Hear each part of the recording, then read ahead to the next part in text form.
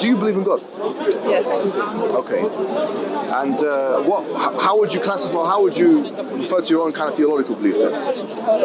How do you believe in God? Do you believe that? What do you identify as? Yeah, what do you identify as? Let's put it that way. I'm a Quaker.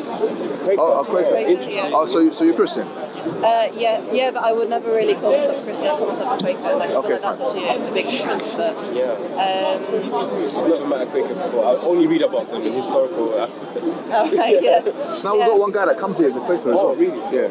Yeah. So I grew up like in like a Quaker household, like Quaker values, like.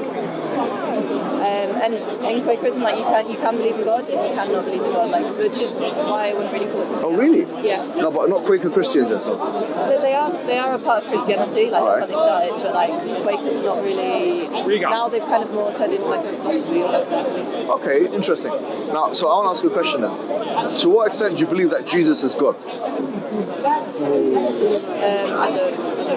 You don't know. All right, so you believe in one God. You don't believe Jesus is God. Have you read the Prophet Muhammad's life? Because you were talking about it. So what are your impressions on that? Yeah, I think it's nice. I think it's. Did you read Tom Holland's? No. Or Patricia Crowe? Oh yeah, that's a good. What did you read? I didn't really read, but I more got told by like my friends, like my Muslim friends. So, like, I read a little bit, but the main knowledge I got from my friends. But. Right. So the Islamic meta-narrative is as follows, right? So that we believe that there's prophets and messengers that were sent aforetime, like Abraham, Moses, and Jesus. Yeah.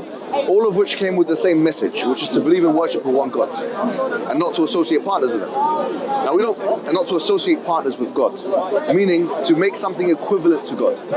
So God is the all-powerful one. He's the all-knowing one. He's the creator. You know, He's omnipotent, etc. Right? And nothing is compared to Him. Nothing in creation is compared to Him. And likewise, He should not be compared with anything else. Now, all the prophets and messengers came to tell their people this, and also to tell their people to believe and worship in one God. And by that we mean submit fully to the laws of God. When we say submit fully to the laws of God, that means the revelation that is sent to the messengers and prophets. Now we believe that messengers and prophets were sent with two things. They were sent with a message, which is to worship one God, and they were also sent with some kind of an evidence. Okay, and this evidence is, it could be, in the case of Moses splitting the sea, it could be, bringing his arm or hand out and it becomes all white and luminous, or it could be throwing the stick and it becomes a snake, and things that you might have read in the Old Testament, which we also believe in. But it could be for the case of Jesus, that He cured the blind with God's permission, that He raised the dead with God's permission, that He walked on water, although that's not in the Quran, but it could be all those things, right?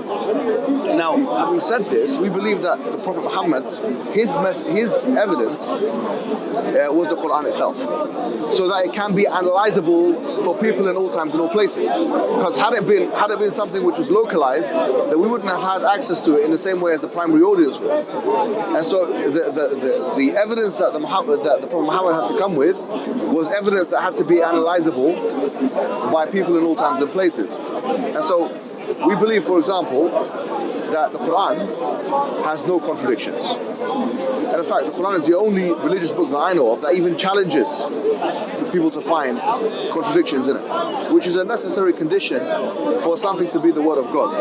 In addition to not having contradictions, we believe that the Quran is also preserved. You wanted to ask something? Yeah, so like the other texts that were changed, like the Bible, like do you think like any edition of them had contradictions, like more contradictions, or like did they get more contradictory as they changed, as they adapted? Yes, but even if you look at the first page of the Bible, I always say that you don't need to go far.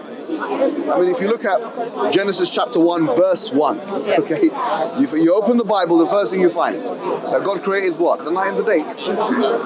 Okay, so but on the fourth day, He created the luminaries. So He created the sun and the moon and all these the sun, stars, all these kind of things, right? Yeah, come here to your right. So God created that. On the third day, there was vegetation that God created, the plants and whatever, yeah? Now the thing is this, even Origen of Alexandria, who was one of the ecclesiastic church fathers, okay, not a Muslim, yeah, he said that how could any man of intelligence believe that there could be a day and a night without the sun and the moon, which were created afterwards. In fact, in Genesis, so this is Genesis chapter 1, verse 9, verse 11. And then if you look at Genesis chapter 2, verse 5, it states that no plant has sprung up yet. So on the third day, you have plants and vegetation being created. But in Genesis chapter 2, verse 5, you had no plant has sprung up yet. So you have internal contradictions, and of course, external ones as well. Is this in the Old Testament? Yeah, Old Testament. But the same thing can be said of the New Testament. There's all kinds of contradictions. There, look at the crucifixion story. How many witnesses there were at the tomb? Was it 2? Was it 3? We can go on and on and on. But contradictions are a good way to sieve out, these supposed revelations, which are claimed to be from the Word of God, or the Word of God in its entirety. The idea of the biblical inerrancy, therefore, is falsified. So we say that, number one, it has to be preserved so it can be as accessible to us as it is to a primary audience. It also has to be have no contradictions, because that's a necessary condition for something to be true. But also there are other things. So for example, one of these things, and it's very interesting, because in the Old Testament it says that one of the signs of prophethood is that the prophet would, when he speaks of an oracle or some kind of prophecy, will come true. This is Deuteronomy chapter 18, verse 21.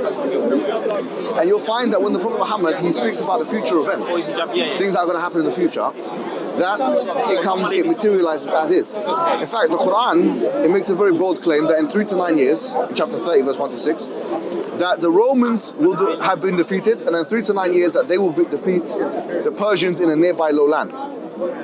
And there's so much confidence that has come into that prediction, وعد الله لا يخلف الله وعده, that this is the promise of God, and that God will not, go against this promise.